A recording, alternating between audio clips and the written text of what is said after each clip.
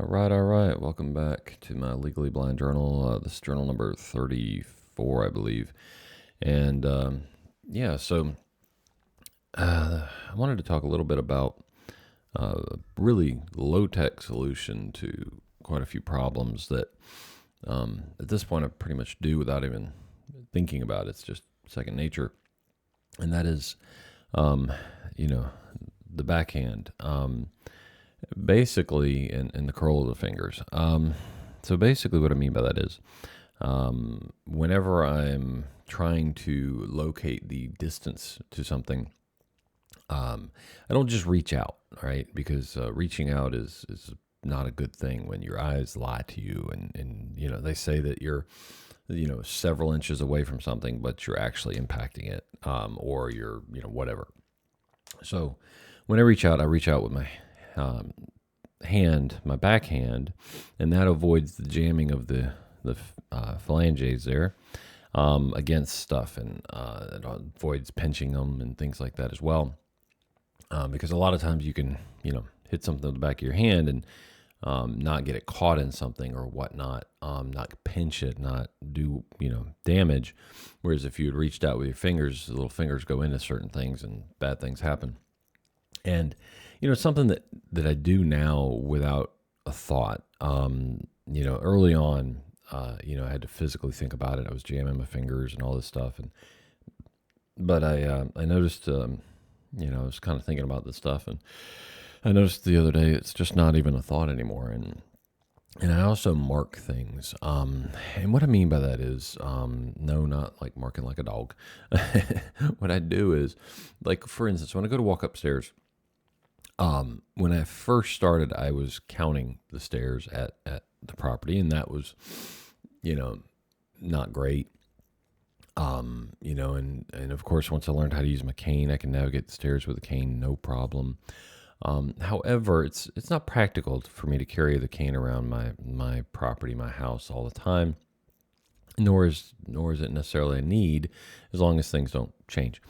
So what I've noticed is, what I've transitioned to is I mark, meaning the back of my hand when I go near the stairs automatically goes out until I feel the top corner of the handrail, and I now know that I am 5 steps down, or because I'm at the top. But the other thing is, though, what I noticed that I had started doing without thinking about it so much was I've got my hand out and cupped, so the back of the hand, when it touches the bottom corner, because there's a rounded corner, that's indicating to me I've got 1 step down to ground, and which does help, because even knowing the number of steps, sometimes you trip, and vice versa going up. And I didn't even realize that I was doing that, and so I started paying attention, and I do that on all kinds of stuff. I do it getting into the vehicle. And I paid attention to, I've got a start and stop marker essentially. And I don't even know when I really started doing it. The tractor, again, hand back, cupped. There's certain points on the tractor that my hand is always going out and bump touching. And then I'm like, oh, okay, that's telling me where I'm at on the tractor, and how many steps I've got and where my step up is. And I didn't, just found it to be interesting that it's almost like a baby learning to walk. They're not exactly sitting there going, okay, bend my knee, lift my knee, do that. No, it just, they learn it, and it becomes a part of them. And this is essentially where I'm at with this journey, that, that type of navigation, that tactile navigation is become a part of it, to the point that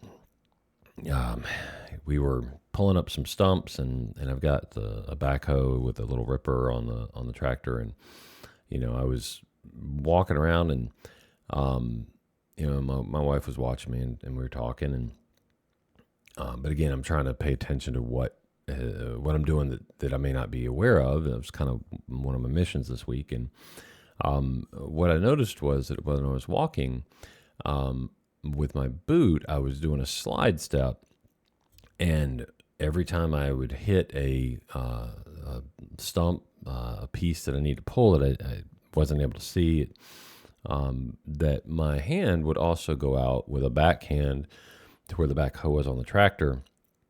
And I now had a distance factor from where my hand touched the tractor to where my boot was touching this root, stump ball, whatever it was.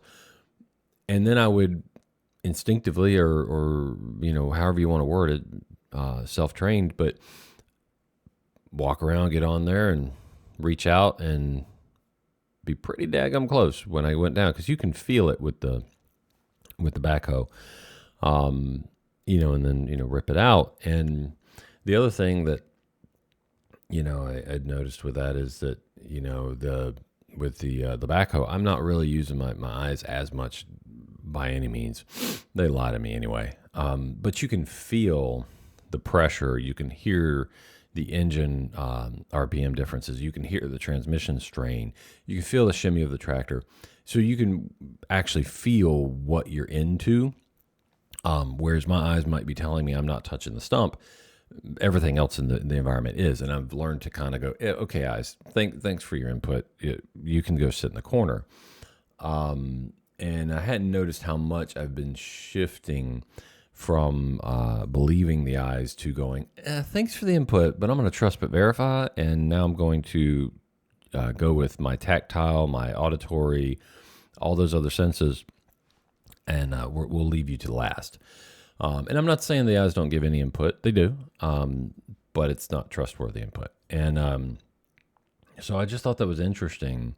So, if there's anybody that listens to this, it's going through earlier on. I mean, I've been dealing with this for about a year now, and I will say it's probably somewhat recently that I've shifted to this, and without really realizing. But I've been obviously working on it for quite a while. But the curling of the hands and the fingers, that's an important one, because I'll tell you. You don't realize exactly where you're putting your fingers and whatnot, and it can get dangerous quick. The other day I reached down and grabbed onto something, I thought, and I was not exactly where I thought I was going to be, and man, I got my finger into something and almost broke it, and I got lucky. Probably the grace of God, literally, on that one, because one step in the wrong direction and it would have been a bad break. So, and I'm not, so where I'm going with that is, it's not like it's perfect. I mean, things happen, but I would say more times than not now, I'm reaching out with a curled backhand, getting the feel for something before I turn and do it normal. So normal's a weird word, isn't it? I guess nothing's really normal. It's whatever's best for you. So I'll switch that up to say until I do it what's best for me. The only other thing kind of going on right now is we're working on getting moved out to the farm, getting really close. We got the wells done, which is awesome. I think the septic will be done here very shortly. And so hopefully within a couple of weeks, that'll be all taken care of. The other thing is my wife recommended that I start measuring my peripheral, because she knows that I measure my reading distance every week. But my peripheral isn't something that I've been measuring. And so I'm going to start doing that. I got to set that up. Basically what I was thinking was, stand in a specific spot on the floor. And I have probably like two maybe hanging tennis balls or something that are right on the edge line of my peripheral.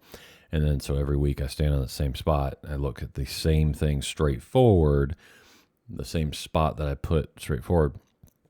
And then can I see the tennis balls still or not? And if I can't, obviously, it's changed. And then I move them and I can measure how far they've moved. That's probably how I'm going to do that, or something very similar. So we'll see. Obviously, there's a reason why she's asking if I'm measuring it. It's because the peripheral isn't quite as good as it was, 6 months ago, a year ago now, and that's to be expected. It's not only the reading piece that goes down; it's the peripheral goes down over time. So I'll start measuring that. And we'll kind of see where that goes. And the only other thing is, same frustrations as usual. Not being able to just go grab something. It sucks, but hey, if that's the biggest problem, this whole sea of problems. If that's the biggest frustration, suck it up, Buttercup. I'll get over that one eventually.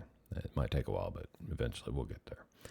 So, all right. I think that's about enough for this session. But looking forward to getting that peripheral measurement system set up and maybe talk through how that goes. I do have a benchmark, I guess, from the original test, but I don't know if I can basically cross correlate that. So we'll see. We'll see. All right. Well, y'all be good out there. Keep your chin up. Stay positive. The attitude is really one of the biggest things that you can control. It's hard, but if you keep that going in the right direction, everything else will too. All right. Peace out, y'all.